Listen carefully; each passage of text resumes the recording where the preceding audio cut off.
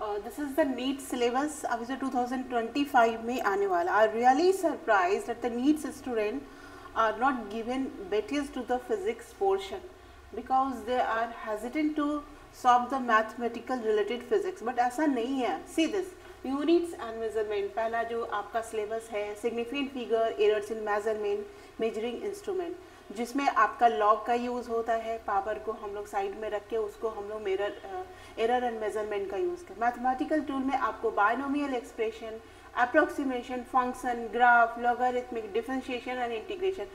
मैं ये नहीं कहती कि you have to go through all the sections deeply, but you know at least the basics of NCERT. जो भी 11th में मैथमेटिक्स में जो 11th का मैथमेटिक्स सेक्शंस है उसका जो बेसिक्स है, NCERT is all, you can say that this is mathematical portion is a basic thing, you should know that. फिर motion in a straight line, frame of reference, motion under gravity and graph of 1D motion, variable acceleration. अब देखो यहाँ पे acceleration का एक variable section भी है. Generally हम लोग वेरिएबल वेलोसिटी पढ़ते हैं तो फिर एक्सीलेशन आता है. एक्सीलेशन कांस्टेंट देखा, बट यहाँ पे वेरिएबल एक्सीलेशन का भी section. But there is a use of the maths. What they are asking in the question you can also see that. Motion in a plane में, vector addition, resolution of vector is an important section. If you don't know vector, you don't know physics, mind it. तो vector projection, projectile, relative motion and the circular motion में आपका centripetal force कैसे लग रहा है, projectile में आपका inclined projectile से भी questions रहते हैं. तो इसके लिए आपको vector का सही ज्ञान होना चाहिए, because after using the vector you can do it within a seconds, within a 10 seconds or 5 seconds. Newton's laws of motions में frame of reference, rocket, propulsion type of frictions, graph between the applied force and the force of frictions.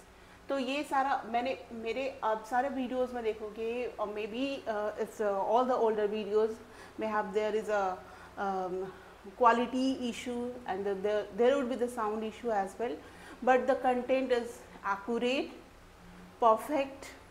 Work energy and the power theorem में formula best ही आएंगे, इसमें बहुत ज़्यादा आपका नहीं आएगा. Conservation of energy, power के अंदर मोमेंटम का कंजर्वेशन आएगा. वर्टिकल सर्कल में जो डिफरेंट पोजीशन पे, जैसे 3B होता है कब, 2B होता है कब, वहाँ पे √2B कब होता है, तो वहाँ पे क्या क्या पोजीशन पे वेलोसिटी का वैल्यू होता है. वो सेंटर ऑफ मास आपको पता ही होगा, CM is a very important thing है.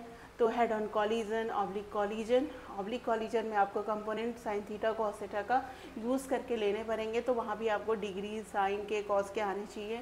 सो रोटेशनल मोशन में मोमेंट ऑफ इनर्शिया सबके, रिंग के mr², हाफ mr², डिस्क का 2/5 mr², सॉलिड स्पेस हेमीस्फेयर, फिर सॉलिड स्फेयर का, फिर आपका ये डिफरेंट जो भी हो, अगर आपका इसका आ रहा है क्या कहते हैं लामिना का, हर तरह के मोमेंट ऑफ इनर्शिया आपका डिस्क का, हाफ mr², रिंग का mr², किसके अबाउट पूछा जा रहा है, सेंटर के अबाउट की टेंजेंट के अबाउट में mr² ऐड कर देंगे उसके मास इनटू रेडियस. तो ये सब कुछ आना चाहिए. एंगुलर मोमेंटम है ना, r क्रॉस एम भी I am using that because this vector r cross vector M भी, vector is also rolling motion, rolling on an incline plane, है ना. ये सब कुछ आना चाहिए. फिर laws of gravitation, gravitational field और एस्केप वेलोसिटी, कैप्लर्स लॉ, ये सब में ये सारा कुछ में फार्मूला बेस इन्वॉल्व होता है. बट हाँ थोड़े थोड़े तो क्वेश्चंस आपको कहाँ पे H+R लेने हैं, कहाँ पे इसमें अप्रॉक्सीमेशंस करने हैं, ये आपको पता होना चाहिए. हुक्स लॉ आपको मॉडुलस ऑफ इलास्टिसिटी, तीनों का यंग्स मॉडुलस जो है, स्ट्रेस बाय स्ट्रेन, ये सब कुछ. हुक्स लॉ क्या होता है, मॉडुलस ऑफ इलास्टिसिटी, सब कुछ याद होना चाहिए. बायंसी, बायंट फोर्स क्या होता है, बर्नौलीज थ्योरम क्या होता है, equation of continuity A1 B1 A2 B2 P1 plus half ρ1 B² plus ρgh, ये जो है बर्नौली थ्योरम है. विस्कोसिटी है, सरफेस टेंशन है, फोर्स पर लेंथ इसको बोलते हैं. This all should be, you should know all the thing. अब देखो जो भी 11th में पढ़ा, जो भी 12th में पढ़ा, यू शुड रिमेंबर. अब यहाँ पे हमारा थर्मल एक्सपेंशन, लैटेंट हीट कह लो, ये थोड़ा केमिस्ट्री का भी मिलता जुलता है. जैसे काइनेटिक थ्योरी ऑफ गैसेस, ये भी थोड़े से पार्ट्स केमिस्ट्री के मिलते जुलते हैं. एंड थर्मोडायनामिक में फिर डायनामिक्स जब आएगा ना तो फिजिक्स आ गया. फिर यहाँ से कार्नोट इंजन से पूछा जाता है क्वेश्चन, और ग्राफ से रिलेटेड क्वेश्चन आता है. You can do it from HC Verma book.